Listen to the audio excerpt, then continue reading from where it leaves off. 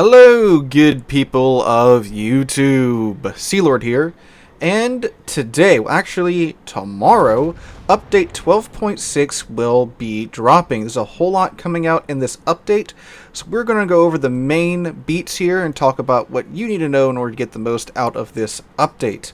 So, I am, of course, reading from the news article that was released on the game's website. A link to that will be in the description down below. So if you want to read along as I read aloud, also if you want to get a free day of premium time, which is in this article, and also get a mission for the update that's not active yet, as I'm reading this on Monday. But once the update goes live, there's apparently a mission that we will be able to participate in via this website. So if you do find yourself enjoying the video and find the information here useful, make sure you hit that like button, comment, and subscribe to the channel. Helps out on the YouTube side of things. Now that I have requested your likes, let's go ahead and get on into it. By the way, if you're looking for a particular thing, check out the timeline down below on YouTube. The chapters are set up. I get a lot of comments about, well, you missed this, you missed that. A lot of times, I didn't miss them. They're just, in the video somewhere that you probably just skimmed over by mistake. But anyway, let's go ahead and get on into it. So we're going to go in the order of the article. So Spanish cruisers are coming in early access.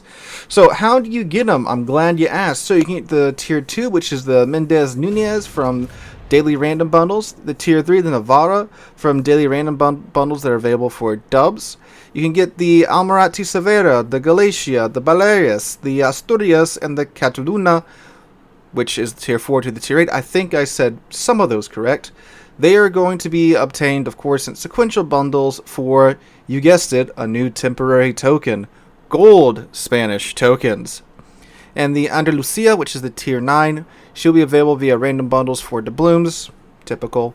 And then the Castilla, which is the tier 10, is available for purchase for doubloons at the end of the sequential bundle chain. So, pretty standard early access event from what we've seen here in the past. I, of course, suggest you just get what you can get for free, and then hold your dollar bills or whatever currency you're using in your country, because of course these ships, just like the Pan-Euro DDs that are coming out this update, will be completely free in 2 more updates. So yeah, get what you can get for free, and then, well, save your money. So, let's see. They say these ships have main battery guns with an average range and damage per minute. They're also armed with short-range torpedoes. Cruisers of tier 7 and higher feature the burst-fired alternative firing mode. Their shells follow a flatter trajectory, and their AP shells penetrate armor more effectively. The newcomers are fast, but they only have average concealment and maneuverability. Spanish cruisers boast a wide range of consumables to choose from. Hydroacoustic search consumables available from tier 4. Starting from tier 6, players can choose to mount DFAA in the same slot. Starting from tier 7, repair party is introduced, and players have a choice between fighter or spotting aircraft in another slot. Let's see. Do they say how many we can get for free? Because normally they just say in the article that, yeah, you can get tier yada yada to yada yada for free with the tokens. Let's see. Oh, they don't state. Normally you can get up to the tier 7 for free in the update just by playing the missions and such, and that's been pretty standard for quite some time, so it wouldn't surprise me if that's about the same here. And I mean, yeah, getting up to the tier 7 for free is pretty good, because that's about half of the grind done. The real grind is the tier 8, 9, and 10, but you get to the 7 for free. I mean, it's quite a bit of time saved. But yeah, I will be checking these guys out. We'll see what we can acquire for free, and I might get 1 or 2 more depending upon how money hungry the event is. So, also the Ocean Port's getting a facelift for this as well. They say that gold and silver Spanish tokens will come in handy while the cruisers are in early access, and one way of obtaining them is via the Personal Challenges event that's making return to update 12.6. Once again, you have to demonstrate your skill by achieving specific accomplishments while commanding ships of different types and nations. This time, the event features an updated interface. We've added a section with information about earned rewards to the Personal Challenges page. A number of other visual changes and improvements have been made. So this is similar to, if you're in a clan, naval battles, but they just apply to you. The challenges get, X amount of ribbons with this ship, or X amount of XP with this ship. pretty simple stuff that encourages you to step outside your comfort zone and play maybe nations and ship types that you aren't comfortable with. So I think that's a pretty good way to earn Spanish tokens this go-round. So we are, of course, getting a new Battle Pass. Let's see what they have to say. The new update delivers a fresh Battle Pass. Each Battle Pass point, earn Battle Pass points by completing daily and weekly combat missions. Advance through the Battle Pass progress bar and earn awesome rewards. The final reward of the free Battle Pass is 7 rare bonuses containers and 100 silver Spanish tokens. You can exchange the latter for sequential bundles that include bonus packages applied to the tier 5 to 8 early access ships or free or gold Spanish tokens. The Premium Pass delivers even more valuable items, and the final reward for completing is 500 gold Spanish tokens. Use them to obtain sequential bundles that hold the tier 4 to tier 8 Spanish cruisers and permanent camouflage for tier 8 to tier 10 ships and other items. So, what I think is good here is that they aren't shoving the tier 8 Spanish ship in the paid Battle Pass. Because while that might be neat, it is just a tech line ship after 2 updates. So you're paying to get a tech line ship and grinding through all that for a tech line ship that's not going to have any type of special economy or anything once it goes live. But now that's just 500 gold Spanish tokens. That's a bit better. Let's see. We've changed the post-progression rewards for Premium Battle Pass. After completing all of its levels, players will receive 1 rare bonuses container and 1,000 coal for each additional level. That's pretty good. The seasonal bonus remains the same as they were in the previous iteration. Additional combat missions earn Battle Pass points and progress through levels. 100% bonus for the first daily victory and a 5% bonus to coal, skill, and research points earnings. Okay. So that's, that sounds pretty good so far. Again, I do like that they're not putting basically a tech line ship at the end of the paid pass, and rather 500 Spanish tokens. So there you go. So the concealed maneuver game type is going live in this update. If you don't know, in this temporary battle mode, they are testing out support CVs. So there's 2 that have been added to the game, Kikaku and Concord Bridge. They are basically copy-paste of Shokaku and Lexington, the tier 8 CVs that we already have in-game. There's special CVs that are only going to be played in this mode, and they're testing out, again, support CVs.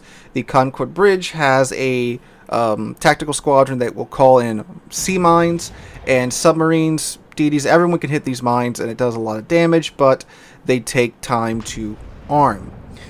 The Kikaku has a squadron that can deploy a smoke screen. So it's just like I think they call it a curtain smoke screen, but I'm pretty sure it works just like normal smoke screens do in game. So in this battle type, you can go into it and test out these ships if you want to, test out what it's like fighting against these ships, and we're going to be doing a lot of both once this goes live. I'm interested to see how this goes. The sea mines, they were kind of crazy. They did nerf them a bit, and we'll get to see what that's like now. I think these mechanics are pretty interesting and a good way to bring back these CVs that have been removed. If you're new here, believe it or not, we used to have CVs all the way up from tier 4 to tier 10 at every single tier. They removed the odd tier CVs. They mentioned they were going to bring them back as support CVs. So this is the beginning processes of that. Alright, so it is on tier 7 to 8 carriers, cruising battleships, and destroyers. Apparently no submarines. I guess because, oh yeah, that's right, because this version of the mines don't affect submarines. It's the test in 12.7. Yeah, they released a dev blog about 12.7 like 2 days ago, which is very weird because we're still in 12.5 at the time of recording. But yeah, okay, so no submarines. So if you want less submarines in your game, there you go. It's on a 9v9 format as well. Alright, so let's see. Yep, European DDs, they're out now. So yep, we're finally going to get to see what the fuss is about, especially with the split. I've heard that thing's kind of crazy. The Gdansk is a ship I'm very interested in. We will see in my first impressions review, which should be coming out probably a day or 2 after the update. We're probably going to try to get some of the Spanish cruisers first. But yep, European DDs are now out for everybody. Well, the split line is, because it has split. Alright, so in the Armory, they're bringing back the Battleship game mode. So if you liked that last time, it's back as well. It's in a 1v1 format versus AI. So apparently, though, you have to purchase the strike passes. They say you can purchase them in limited quantities in exchange for in-game resources and in unlimited quantities for doubloons. One pass costs 250 doubloons. Okay. What do you get from these? Well, you get common economic bonuses for sinking the ships. But for actually winning, you do get a little bit more. So you get one item from the list. I'll take a screenshot of this and throw this up on screen for you right now. Alright. So also in the armory, Van Spijek is being added in. This is the Dutch Scharnhorst that went on a diet. So this is the ship that we talked about some time ago where the Netherlands, they took the design of the Scharnhorst.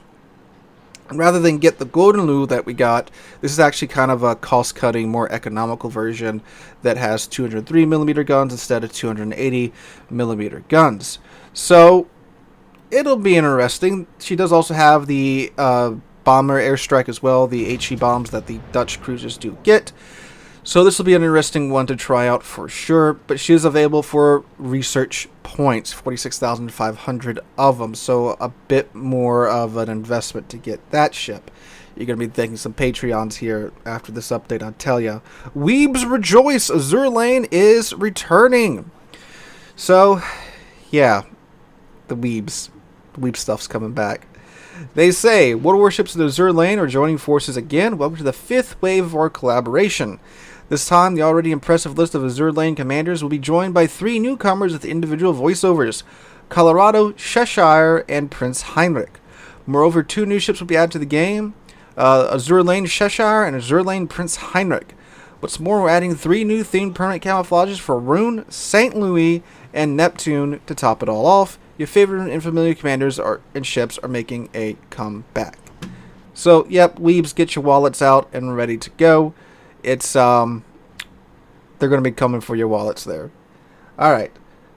So, they're also adding in a new collection in the Armory where you can get a free Tier 9 premium ship. And if you like the Jutland, it's a very good choice for you because it's just a Jutland clone.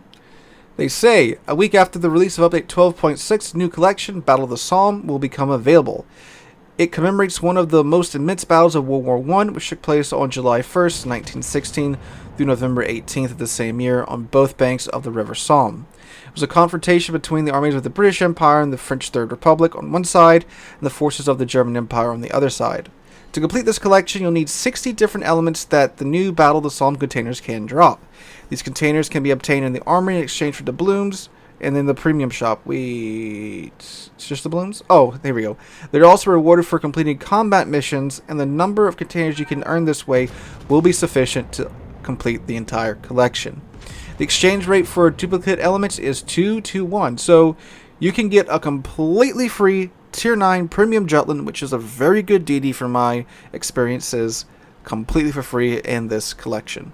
It's pretty good. Let's see. They're going to reveal the contents of the container on the website when the update goes live, of course, because this is going live a week after the update goes up. And here's the Somme. You get this with the camo and the commander with 10 skill points to booze.